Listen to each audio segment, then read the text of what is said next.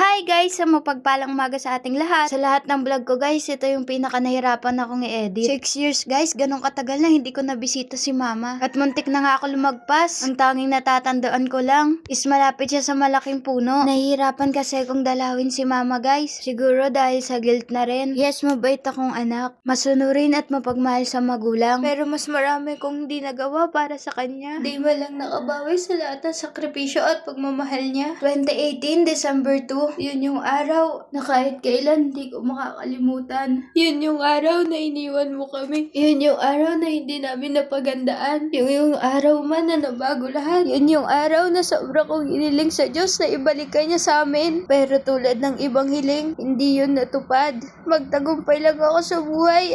At sa pagbablog pinapangako ko na ililipat kita sa mas maayos at magandang bahay. Mahal kita ma, mahal ka naming lahat. Birthday ko nga pala guys nung pumunta kami dito. Wala lang, gusto ko lang maging malungkot kasi birthday ko. Shish lang yun guys, pero ewan ko ba, yun yung gusto kong gawin. Yun yung gusto gawin ng puso ko. Ang makasama si mama at nanay. At yun nga guys, pinakilala ko yung mga baby ko kay mama. Alam kong hindi pa nila masyado maiintindihan. Pero si Sai kasi nagtatanong na siya, saan daw nakatira yung mama ko. Kaya dinala ko sila dito. Favorite nga pala ng mama ko yung tinapay na pusit. Yun kasi yung tawag niya doon, pero chocorol talaga yun. Kengkoy kasi yun si mama, clown ng pamilya. At di niya sinasabi kung may nararamdaman na siya, kung nasasaktan siya. Ang mahalaga, okay kami. Ma, mahal na mahal kita. Kaya habang buhay pa sila guys, sabihin natin kung gaano natin sila kamahal. Bye-bye!